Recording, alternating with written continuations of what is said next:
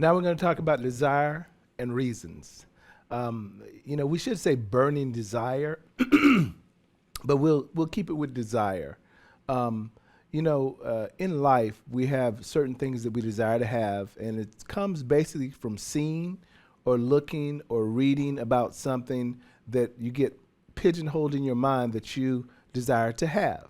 One of the things that was desiring for me early on as a young person in business, 19 years old, was to have a Mercedes, because you heard all the stuff about a Mercedes and how good of a car they were. And I had a Toyota, and then I had a Maxima, but I desired to have a Mercedes. And a good friend of mine, he got a Mercedes way back in that 1985, 84 was the 1985, and I desired to have a Mercedes. And the reason is because they were built up as one of the best cars you can buy that would give you long life, and they were a little bit more expensive than the other cars.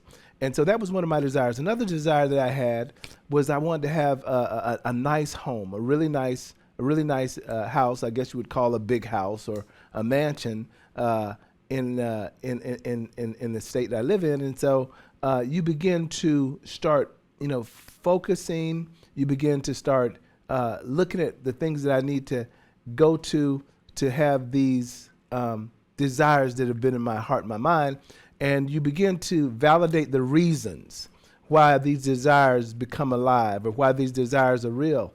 And one of the desires is that I had early on was I saw a gentleman that never balanced his checkbook.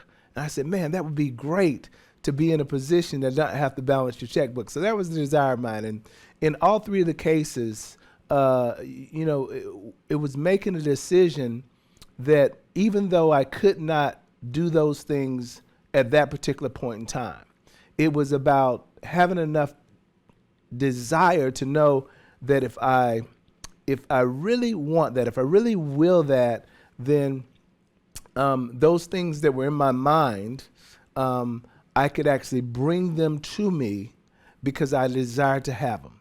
I began to speak about it. Even when I wasn't driving a Mercedes, I talked about the Mercedes that I wanted. I took my wife down to the dealership, and we looked at the cars on the lot, and I said, one day I'm gonna get that car right there. And I take her out to the really nice neighborhoods in our town where the biggest houses are, and I said, we're gonna have a house like that. And those were desires. It wasn't just a dream; it was the desire, and it was important to know that that desire can turn into something incredible that comes alive. But there are a couple of things you need to do. When you commit to your desires, you minimize your distractions. And what I mean by that is you begin to get laser target focused on what it's going to take in order to achieve the desires that are in your heart, that are in your mind. And you begin to get around people that have the experiences of having those things. And you begin to ask questions to them so that you can have not their stuff, but you desire to have what they have. And what I mean by that is you're seeking out a way to be focused enough that you're going to be diligent enough, you're going to work hard enough, because the reason that you desire to have these things have been validated in your mind. And so now your work and your activity will be pushed towards those desires so that you can have those things in your life.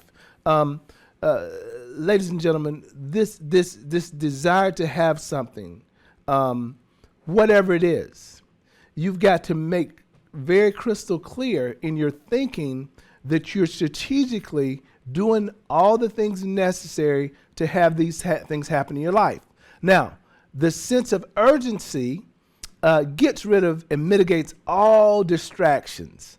If I'm not doing something to help me get on path to have the things that are desires in my life, a wonderful wife, an incredible family, not having to read the menu from over here where the prices are to what the food is, but being able to go and say to the people, what's the best thing you have on the menu? And they've been taught to upsell it, so they'll go to maybe the most expensive stuff on the menu, and you still don't have to be concerned about what the price is because you have desired to put yourself in a position to not have to balance your checkbook, because the reason is how it feels to be in that kind of position, how it feels to drive that kind of vehicle, how it feels to live in that kind of a home. And it's your desire, not anybody else's desire.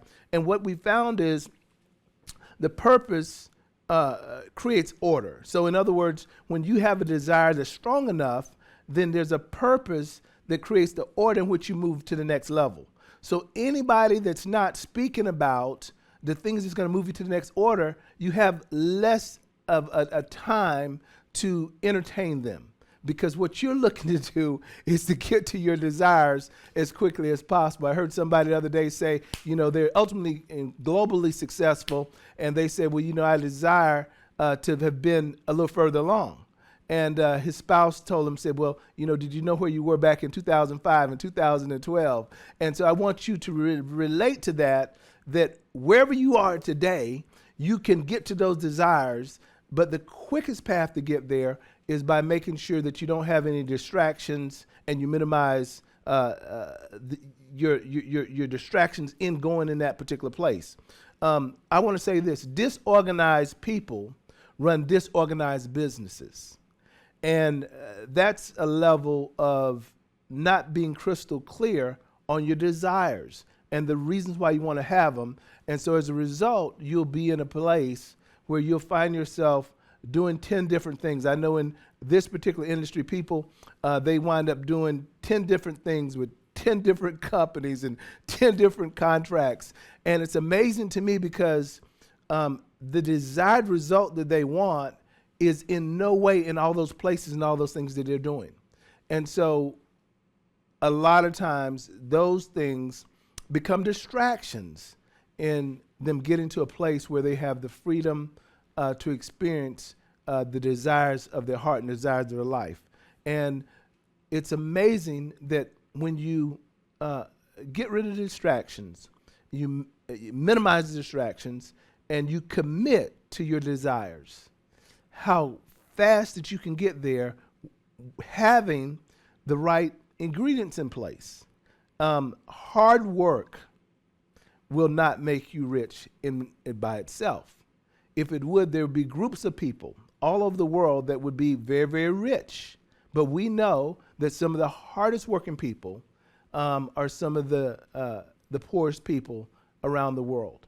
And so you have to make sure that your desires and your reasons also line up in an environment, in a place where they can come to fruition.